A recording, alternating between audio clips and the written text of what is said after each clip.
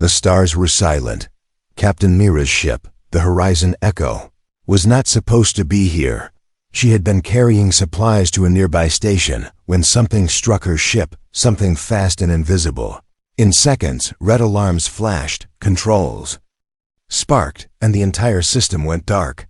Her heart pounded as the ship spun out of control, pulled by gravity from an unknown source. She screamed as the planet's surface came closer and closer. She pressed every emergency button she could. Ship crashed with a thunderous impact, sliding across sharp rocky ground until it stopped near a cliff's edge. The world outside was a mix of black sand, purple skies, and twin suns. The cockpit filled with smoke. Mira groaned, unbuckling herself, her body aching from the crash. She grabbed her survival pack and forced open the emergency hatch. The air outside was thin but breathable. She stumbled out, coughing, dizzy. Behind her, the ship hissed and sparked beyond repair. That's when she saw something move across the sand, half buried in the shadows. Was another ship, smaller, sleeker. Alien. Its front half was ripped open, smoke rising from it like her own.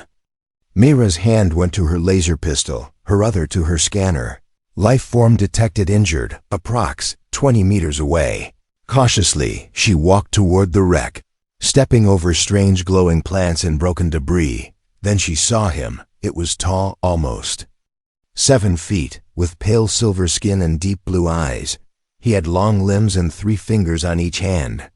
He was lying in the dirt, one leg bent the wrong way, chest rising and falling slowly. Their eyes met.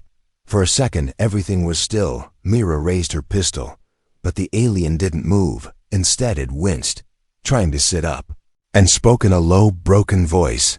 "Please." Mira hesitated. Her training told her not to trust, but the way it looked at her, half in pain, half in fear, made her lower the weapon. He was hurt just like she was. She noticed his translator flickering on his belt, barely functional.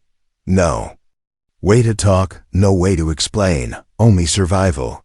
A strong wind howled through the rocks, sand rising into the sky like smoke. She checked her scanner. Another storm was coming, fast.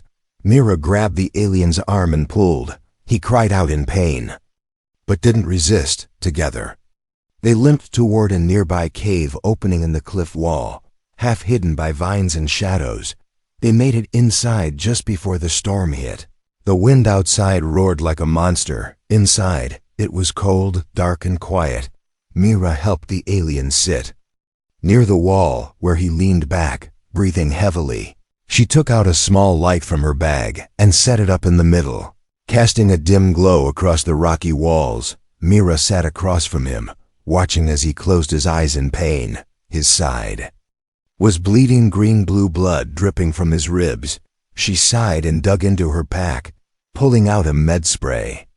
She moved closer, and the alien flinched, but didn't stop her. "This might hurt," she whispered. She sprayed the wound, and the alien gasped, his claws digging into the cave floor. But slowly, the bleeding stopped. He looked at her and nodded. Once grateful, Mira sat back, exhausted. She still had no idea who he was, what species, or even if he was friendly. But something in her gut told her he didn't want to hurt her. Not today. Hours passed. The storm outside raged on. The alien finally spoke again, his voice clearer this time. "Kale," he said, tapping his chest. "Mira," she replied, pointing to herself. They sat in silence, the sound of wind like a scream behind them. No rescue signal could break through this atmosphere. No one knew they were here. They were stranded. 2 strangers, 2 enemies maybe. But for now they had no choice but to trust. And far beneath them, in the planet's deep caverns, something ancient began to awaken. Kale's breathing was slower now, but Mira could see the pain in his eyes. The med spray had sealed his wound, but his leg was still bent badly, maybe broken. Outside, the storm screamed like a dying beast, shaking the ground with every gust. They were trapped for how long? No one knew. Mira leaned against a rock wall, her body sore, her thoughts spinning. Her comm device had no signal. No rescue beacon could cut through the storm clouds above. She was stranded on a desert world with an alien she couldn't speak to, and yet she didn't feel completely alone. Kale shifted, pulling something from his side pouch, a small square tablet made of glowing crystal. He tapped it, and a soft image appeared. His planet, or what looked like it. It was green and full of light. Nothing like this dead place. He tapped his chest again. Kale then pointed at the image, then back to her. Mira understood. He was trying to tell her he didn't belong here either. Just like her, he crashed. Just like her, he wanted to survive. She nodded slowly. Okay, Kale, she said gently. We help each other. He tilted his head, then touched his chest and nodded back. Help. That was the beginning of their silent pact. By morning, the storm had calmed, leaving behind a world wiped clean. The sand had covered their wrecked ships, and the twin suns rose hot and angry. Mira and Kale stepped outside the cave, shielding their eyes. Food and water would be the next challenge. Survival wasn't just about waiting, it meant moving, exploring, risking. They walked carefully across the terrain, Mira using her scanner to detect clean water, but the readings were weak. Kale, however, seemed to sense something. He knelt and placed his palm on the black ground, eyes closed. Then, without a word, he led her east toward a strange glowing hill. Hours passed, and Mira's legs grew heavy. Kale never stopped. His alien body used to longer days, stronger gravity maybe. Just when she thought she'd faint, they reached it, an underground spring hidden between broken stones. Clear water bubbled up gently. Mira dropped to her knees and drank, letting the coolness fill her chest with hope. Kale knelt beside her and cupped his hands to drink. For the first time, Mira saw him smile. A soft, tired smile, but real. Then the ground trembled slightly. Mira's eyes snapped up. Her hand went to her pistol. Kale looked around sharply, his senses alert. Something was watching them. From the tall black grasses near the ridge, a shadow moved. It was low to the ground, its eyes glowing, its legs like curved blades. A desert predator. Kale pushed Mira behind him and let out a low, clicking growl from deep in his chest. The creature stopped, hissed, then darted forward with terrifying speed. Mira fired missed. Kale leapt sideways, slamming a rock at the beast's side, knocking it off balance. It spun, slashed at his shoulder, cutting deep. Mira fired again, this time hitting it in the neck. The creature squealed and ran back into the hills, bleeding dark fluid behind it. Silence returned. But the danger had left a message. This planet was not empty. It was alive and not friendly. Kale dropped to his knees, holding his wounded shoulder. Mira rushed over. Hold still, she said, heart racing. She sprayed his cut, then wrapped it with a cloth strip from her kit. Kale winced but let her, his eyes fixed on hers the whole time. She could see something in them now, not just pain or fear, something like respect, maybe even gratitude. They returned to the cave by nightfall, exhausted. They shared rations silently, hers mostly, since Kale had no food left. He tried to offer her a crystal from his pouch. It glowed faintly like a light source. She took it, holding it close to her chest, thankful for even a little warmth. Inside the cave, they sat closer now. Mira drew lines in the dirt, showing 2 dots, herself and Kale, and a small cave. Then she drew a circle around it, then a question mark. Kale looked, understood, then slowly added more circles, showing water spots, danger zones, cave systems. They were building a map together. Without a common language, they were building trust.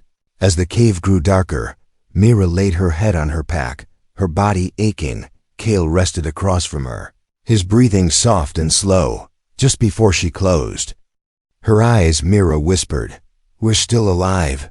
She didn't think he understood, but Kale's glowing eyes blinked once, slowly, as if to say, yes. For now and far above them, the stars continued to burn, but down here on this lost world, something new had begun, something fragile, but real.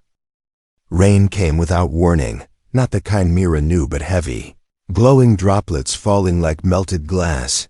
She and Kale ran back toward the cave as the strange liquid sizzled on the rocks. The planet's weather was changing again, wild, unpredictable. Dangerous inside the cave. Mira laid her jacket near the fire crystal Kale had given her. Kale sat with one arm wrapped tightly, his breathing slow but steady. His skin shimmered faintly in the firelight. Silver like moonlight on water. The storm outside screamed, but inside, there was a strange peace. Mira took out her datapad, checked for any signal. Nothing again.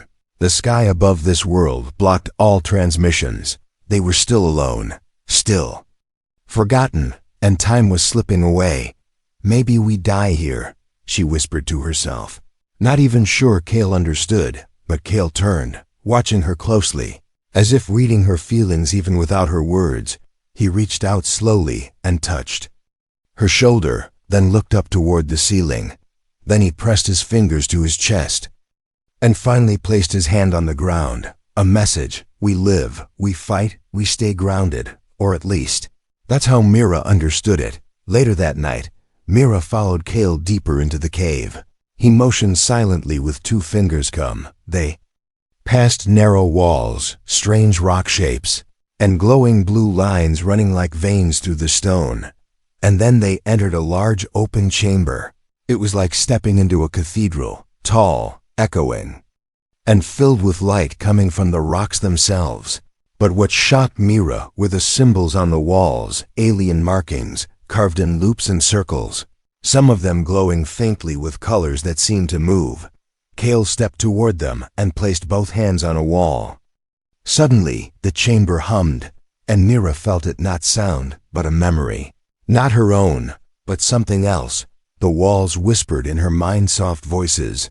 Sadness, music, screaming, then a child's laugh, then silence. Mira gasped and stepped back, heart racing. "What is this?" she asked, not expecting an answer. Kale turned to her, his voice low and careful. "Ancient, home. Long gone." He pointed at one symbol, a circle with many dots inside it, then at the stars painted on the ceiling. "This place remembers?" Mira asked, confused but drawn in. Kale nodded. "Echo. Memory. Pain." She looked again, and this time placed her own hand on the wall, warm, pulsing, almost alive. A gentle feeling wrapped around her mind. She saw a woman, alien, pregnant, standing under a red sun. Alone, afraid. Then came a ship in flames, and the vision vanished. Mira stepped back, shaken. Was this some kind of memory cave? An ancient recorder of lost lives? And why was it showing her that woman? She turned to Kale. "Why bring me here?" He didn't speak, but walked closer and pointed to her heart, then at the wall again, and said softly, "You carry too." "Wait." Myra didn't answer, her eyes watering. She hadn't cried in years, not since her crew died in an earlier mission. She had locked all that pain inside, cold and silent, and yet now standing beside an alien in a memory-filled cave. The wall itself had seen her. She sat down on the stone floor and let her tears fall. Quietly, Kale didn't touch her, didn't try to stop her. He just sat nearby, eyes closed. Like a silent guard later, Mira took a breath and looked at Kale again. "I lost people," she said. "Good people." He looked at her, not speaking, but she felt he understood. There were no borders between sorrow, even across galaxies. She reached into her pack and pulled out a broken photo strip, her old team. Laughing together, she placed it gently near the wall. Under one of the glowing symbols, Kale watched her closely, then slowly placed a small white stone beside it, smooth and warm. A silent offering. Their eyes met again, and for the first time, Mira didn't feel like an outsider. She felt like she belonged to something here, even if just to this cave, this strange connection. When they returned to the main chamber, the storm had passed. The night sky above was filled with twin moons and a scattering of unfamiliar stars. Kale lay down first, curled gently, one arm still wrapped. Mira lay near him, not touching, but not far. Her mind buzzed with emotion memories that weren't hers, feelings she didn't expect. As she closed her eyes, she whispered softly, "You and me, huh? Just us on this strange rock." She thought he was asleep, but then she heard his voice, faint but sure, "Not alone." And for the first time since the crash, Mira smiled, not because she was safe, but because she was no longer empty. The sun rose hotter than usual. Its twin glare beat down on the rocks, turning the cave entrance into an oven. Mira woke with sweat running down her back, her head throbbing, her skin flushed. Kale was already up, moving slow, careful not to disturb her. He left behind a few crushed plants of strange red roots he had gathered early, their bitter scent filling the air. Mira sat up dizzy, her throat dry. She reached for her canister empty. Kale noticed and handed her a new one. Already filled, she drank deeply, gasping. "Thank you." Kale tilted his head, watching her with concern. Her body felt off too warm, her hands shaking slightly. She wiped her forehead and tried to ignore it, blaming the heat, the stress, the memories from the night before. But something was changing. Later, as they explored deeper past the spring, Myra's legs grew heavy. The light around her seemed too bright, her breath too fast. She collapsed near a ridge. Holding her chest, Kale rushed to her, his hand on her back, supporting her gently. She looked up at him, her vision swimming, and whispered, "What's wrong?" "With me." Kale didn't answer right away, but pulled something from his pouch, a glowing blue flower. He crushed its petals and mixed them with water, then held it out for her to drink. She hesitated, but trusted him. The moment she drank, her body felt cooler, calmer, as if something had settled inside her again. Kale looked into her eyes, his voice low. "Body. Shift." He pointed to her stomach, then the sky, then gently touched her chest with the back of his hand. "Different now," Mira blinked, confused. "You mean my body is changing?" Kale nodded slowly, his expression unreadable. That night, as the cave cooled, Mira sat near the crystal fire, staring at her trembling hands. Her skin had become more sensitive, even to the wind. She thought about the visions in the echo cave, the pregnant alien woman, the strange warmth she had felt in her sleep. Could this be something deeper? She remembered how close she and Kale had become lately, how often he stayed near, how his hand lingered on hers when sharing food, how his eyes watched her like she mattered, and in her weakest moment, when the fever came, had wrapped her in his arms, pressed his forehead to hers. She had thought it was a dream, but it hadn't been. It was comfort, protection, instinct. But what did it mean? "Kale," she said quietly, as he sat sharpening a bone tool. He looked up, back in the storm. "When I was sick," she started. "You did something." Kale didn't deny it. He just nodded. "You were trying to heal me," she said, more to herself, or maybe more. Kale rose and walked to her slowly, kneeling beside her. He pointed to her heart, then to his, and said, "Bond." Mira froze. "Bond?" He nodded again, then touched both of their temples. Life share, not forced. Chosen. Her breath caught, her skin tingled. Somehow, their closeness had triggered a biological bond, his kind's way of protecting a partner in distress. But she had accepted it, without knowing now. Her body was responding, reshaping inside and deep down. She could feel it. A new life had started inside her. Mira stood up fast, stepping away from him, confused, scared. "This is insane," she muttered. "We're not even the same species." Kale stood too, watching her carefully, his expression calm but sad. He didn't chase her, didn't argue, he just stood still, waiting. Mira turned her back to him, heart pounding. She touched her stomach, which felt no different, and yet she knew. She didn't know how, but she did. She wasn't angry, not even afraid, just overwhelmed. She turned back around slowly. "You didn't force it," she said. "I remember, I let you. I thought I was dying." Kale gave the smallest nod. "Save, not harm." And somehow Mira believed him.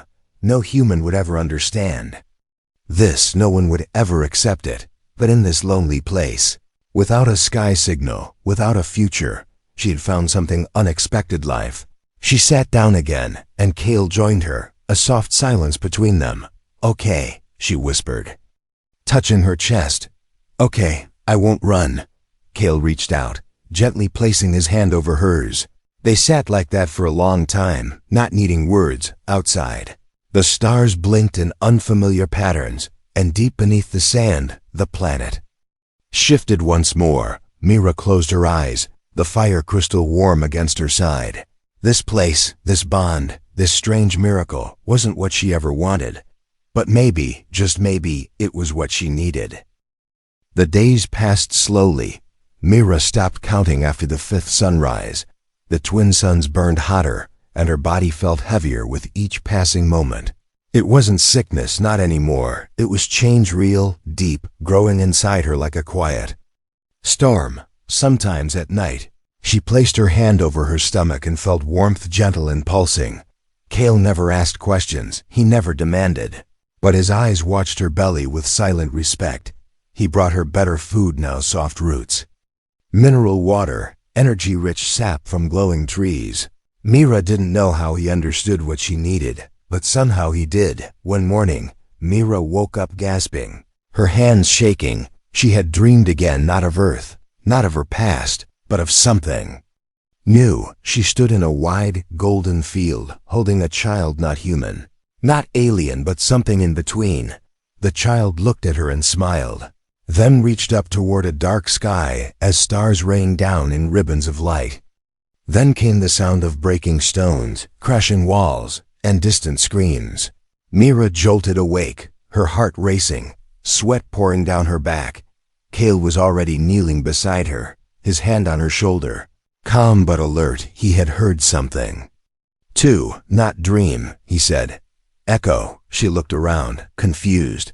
"What do you mean? A memory?" Cale nodded once. "Future echo." "Not yet. Warning." Mira stared at the mouth of the cave, eyes wide. The planet was speaking again. That evening, while gathering food near a ridge, they saw smoke black heavy rising from behind distant cliffs. Someone else was on the planet. Mira's heart leapt with hope. "Rescue?" she whispered. Cale shook his head, his expression dark. "Hunters." She looked at him, confused. "Hunters?" He picked up a broken shard of metal from the sand part of a net, burned and frayed, then pointed to a mark carved on it, a skull with 3 eyes. Mira remembered seeing that symbol in a military archive. Rogue scavengers, slavers, bounty crews who hunted down survivors on abandoned planets. They didn't rescue, they collected, they didn't help. They took, and they were here. They returned to the cave quickly. Mira's steps slower than before. She was breathing harder now. And Cale placed a supportive hand on her back. Inside the cave, he began sealing the outer path with stones and sand. Using hardened tree sap as glue, Mira lit the fire crystal and sat, holding her chest, her mind racing. She looked down at her belly again, speaking softly. "I won't let them take you. I promise." Cale knelt across from her, setting a sharp bone blade near her hand. "Fight," he said quietly. "We protect." She nodded once, stronger now than before.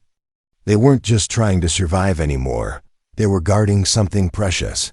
As night fell, Mira heard the whirring sound of drones' light engines buzzing just beyond the rocks. Cale motioned for silence, pulling her deeper into the file. Inner caves. They passed through a narrow tunnel and reached a chamber filled with glowing vines and ancient markings. Here, the walls seemed thicker, resistant to scanners. A perfect place to hide. Mira pressed her back to the stone, holding her breath. Cale stood near the entrance, completely still, every sense alert. He had once been a warrior, she realized, not just a traveler. Then a voice echoed from outside. Metallic, sharp, in a language Mira understood all too well. Human signature detected. Warm body. Life signs active. Mark it. Cale's body stiffened, his eyes glowing slightly in the dark. He whispered, "They hunt womb. Your life inside." "Worth much," Mira froze, her hands instinctively shielding her belly. She knew what this meant. They weren't after tech or resources. They were after her child. A cross-species miracle worth fortunes to labs, governments, and criminals. Suddenly, a drone zipped into the outer chamber, scanning the floor.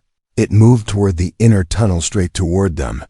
Cale waited until it was halfway through the opening, then sprang like lightning. He struck the drone with his bone blade, severing its core, sparks exploding as it hit the ground. But now they knew where she was. Mira turned to him, panic rising. "We can't stay here." Cale looked at her with fire in his eyes. "We move." He helped her up carefully, and they packed only what was needed: food, crystals, tools, water. They left behind the place they had called shelter, carrying with them a bond that could not be stolen. And in Mira's womb, life stirred gently, as if sensing danger. They stepped into the desert night, lit only by stars and the faint glow of the cave's heart behind them. Together, they disappeared into the rocks, human and alien, running, not just for survival, but for the unborn future carried between them. The sand was colder at night, but it still burned her feet. Mira moved slower now, her hand always resting gently over her belly. Each step felt heavier, but she kept going. Cale stayed close beside her, silent, focused, watching the sky more than the ground. The hunters were still out there, searching, scanning, waiting. Drones passed overhead sometimes, their red lights sweeping across the cliffs. Mira and Cale had to crawl through narrow crevices, hide under rock arches, and walk in dry riverbeds to avoid being seen. They hadn't spoken in hours, but every glance between them meant more than words. By morning, they reached a ridge that opened into a sunken valley. In the middle stood a wreckage, an old escape pod, half buried, covered in vines. Cale pointed at it. "Safe," he said, voice tired. "Old tech. Hide us." They slid down the slope carefully, and Cale pushed open the broken hatch. Inside, it was dusty but secure, with a sealed back chamber still powered by a faint energy crystal. Mira collapsed inside and leaned against the wall, breathing hard. Cale found a panel and activated the shield cloak. It wrapped the pod in a shimmering field, hiding it from scanners.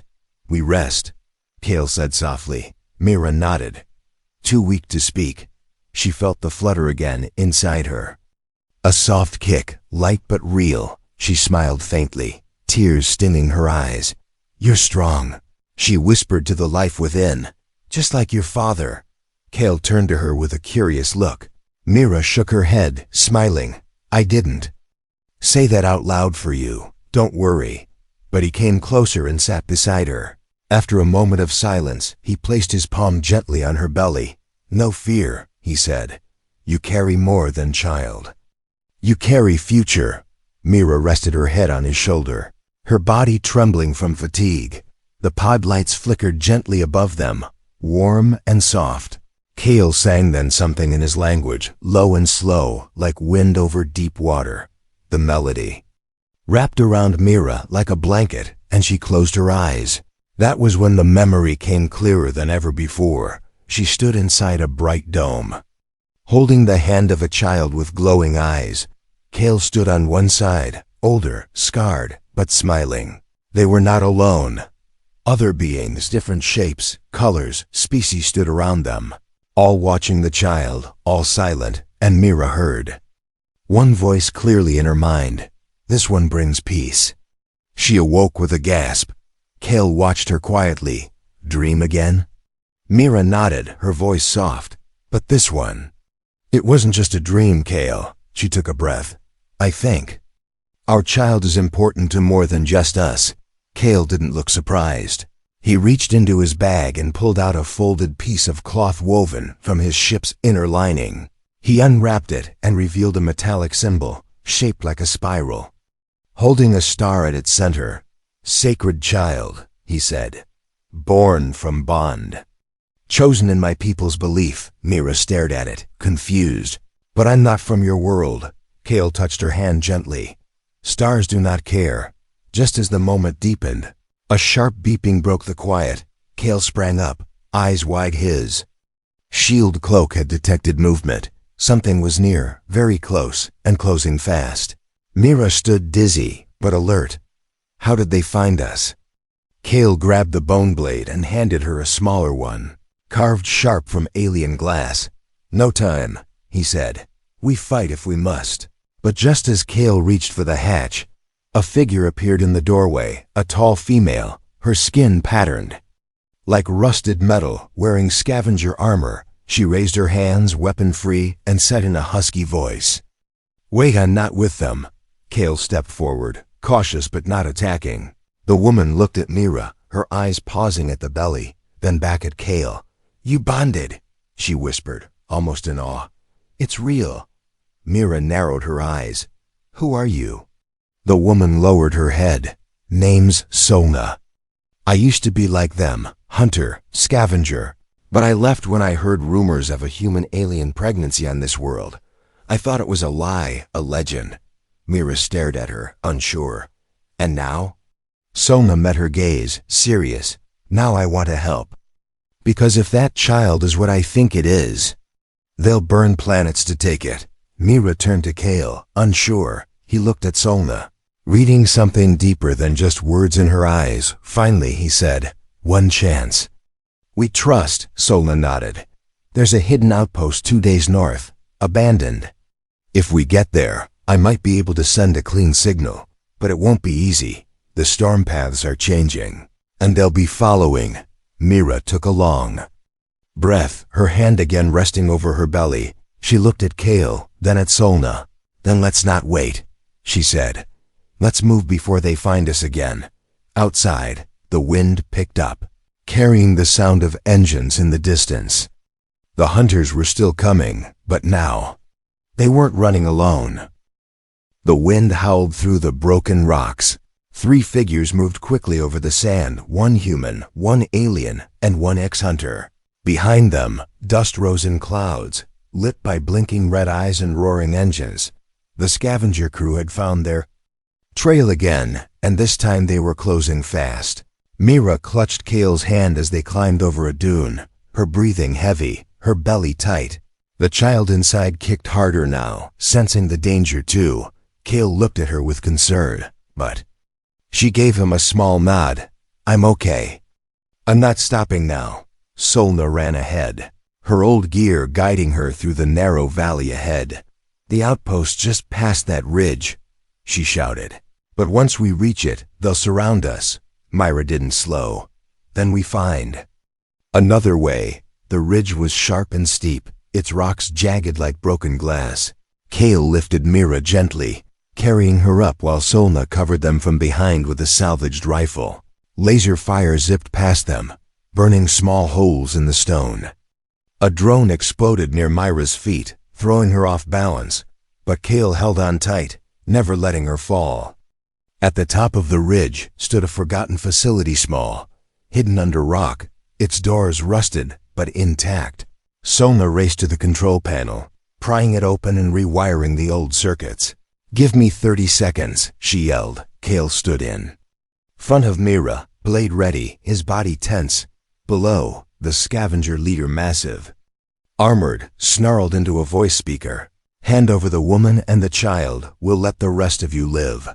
Mira stepped beside Kale, her voice strong. "I'd rather die than give you my child," the leader growled. "So be it." Suddenly, the door behind them creaked and opened. Solna had done it. Inside now. She screamed. They rushed in, locking the doors behind them.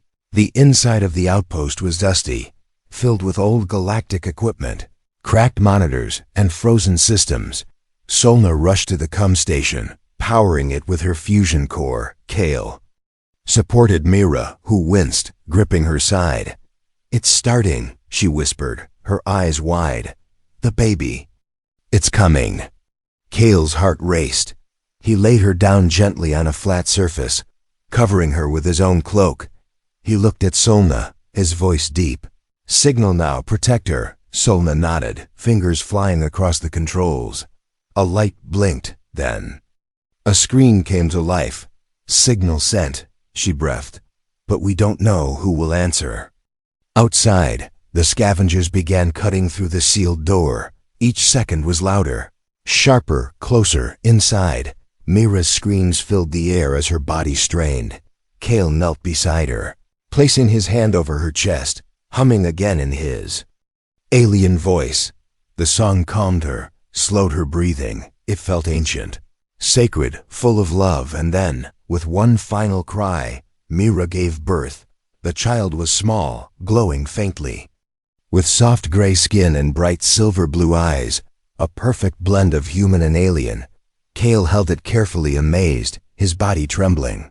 Mira reached out, tears in her eyes. "Let me hold them."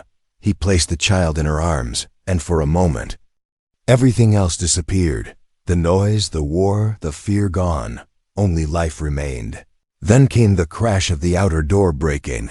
Solna grabbed her weapon, stepping forward, ready to fight. But just before the scavengers reached the inner chamber, the walls shook, and outside, a massive roar filled the sky. They all froze. A beam of blue light blasted down from above, burning the scavenger ships in seconds. A fleet had arrived, but it wasn't human, nor Kale's people. It was something new.